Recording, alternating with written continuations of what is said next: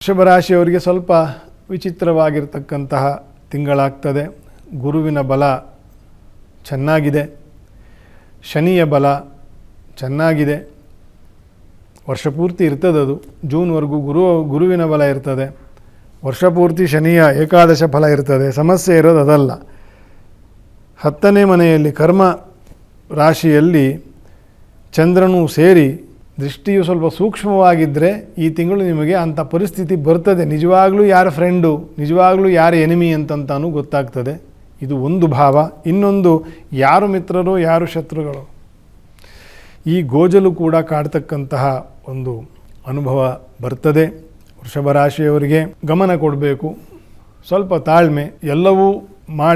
ಎಲ್ಲವನ್ನೂ ಮಾಡಬಲ್ಲೆ ಅಂತಕ್ಕಂಥ ಒಂದು ದಾರ್ಷ್ಟ್ಯ ಇರ್ತದೆ ವೃಷಭ ರಾಶಿಯವರಿಗೆ. ಸ್ವಲ್ಪ ಹುಂಬರಿರ್ತಾರೆ ವೃಷಭ ರಾಶಿಯವರು. ಇಂಥ ಸಮಯದಲ್ಲಿ ಕರ್ಮರಾಶಿಯಲ್ಲಿ ಸ್ವಲ್ಪ ಗ್ರಹಾರಿಷ್ಟವು ರಾಹುವಿನ ಜೊತೆಗೆ ಮೂಡೋದ್ರಿಂದ ಅವರಿಗೆ ಕ್ಲಾರಿಟಿ ಬರೋದಿಲ್ಲ. ಈ ರೀತಿಯ ದೋಷಗಳಿಗೆಲ್ಲ ಕಾರಣವಾಗ್ತಕ್ಕಂತಹ ತಿಂಗಳು. ಸ್ವಲ್ಪ ಎಚ್ಚರಿಕೆ ಇರಬೇಕು, ತಾಳ್ಮೆ ಇರಬೇಕು. ಅತಿಯಾಗಿರ್ತಕ್ಕಂತಹ ನಿರೀಕ್ಷೆಗಳು ಏನಿದೆ, ಗುರು ಮತ್ತು ಶನಿಯು ಎರಡು ತೀರದಲ್ಲಿದ್ದಾರೆ. ಒಂದು ನಿಮಗೆ ರಕ್ಷಕನಾಗಿ, ಇನ್ನೊಂದು ನಿಮಗೆ ಲಾಭಗತನಾಗಿ. ಇವರು ನಾನಾ ಬಗೆಯ ಏಳಿಗೆಯನ್ನು ಕೊಡ್ತಾರೆ. ಆ ಏಳಿಗೆಯನ್ನು ಕೊಟ್ಟಾಗ ಅನೇಕರಿಗೆ ಅದನ್ನು ನಿಭಾಯಿಸ್ಕೊಳ್ತಕ್ಕಂತಹ ಶಕ್ತಿಯು ಕೆಲವರಿಗೆ ಇರೋದಿಲ್ಲ.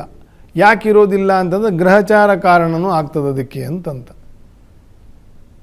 10ನೇ ಮನೆಯವರು ಅನುಕೂಲಕರಾಗಬೇಕು, 7ನೇ ಮನೆಯವರು ಅನುಕೂಲಕರಾಗಬೇಕು.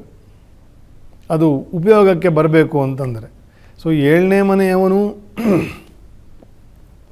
ಕುಜನು ಉಚ್ಚದಲ್ಲಿ ಈ ತಿಂಗಳಿದ್ದು ಮುಂದಿನ ತಿಂಗಳು ಅವನೂ ಕೂಡ ರಾಹುವನ್ನು ಬೆರಿತಕ್ಕಂತಹ ಯೋಗಗಳಿದೆ. ಆದಷ್ಟು ವ್ಯಾವಹಾರಿಕವಾಗಿ ಸ್ವಲ್ಪ ಕಂಟೆಂಟ್ ಆಗಿ ಇರುವುದರಲ್ಲಿ ತೃಪ್ತಿಯನ್ನು ಪಟ್ಟು, ಯುಗಾದಿ ಕಳೆದ ನಂತರ ಬೇರೆ ಯಾವುದಾದ್ರೂ ಕೆಲಸ ಚೇಂಜ್ ಮಾಡೋದು, ವ್ಯವಹಾರ ಹೊಸದಾಗಿ ಮಾಡೋದು, ಮನೆ ಚೇಂಜ್ ಮಾಡೋದು, ಇಂಥ ಕೆಲಸಗಳನ್ನೆಲ್ಲ ನಂತರ ಮಾಡಿಕೊಳ್ತಕ್ಕಂಥದ್ದು ಒಳ್ಳೆಯದು.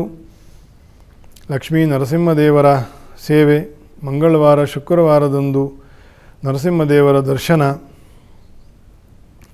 ನರಸಿಂಹನ ಅರ್ಚನೆ, ಬರೀ ತುಳಸಿಯಿಂದ ಅರ್ಚನೆ ಕೊಟ್ಟು ಪ್ರದಕ್ಷಿಣಾ ನಮಸ್ಕಾರವನ್ನು ನರಸಿಂಹದೇವರಿಗೆ ಸಮರ್ಪಣೆ ಮಾಡಿ ಅವನ ಅನುಗ್ರಹವನ್ನು ಪಡ್ಕೊಳ್ತಕ್ಕಂಥದ್ದು ವೃಷಭ ರಾಶಿಯವರು.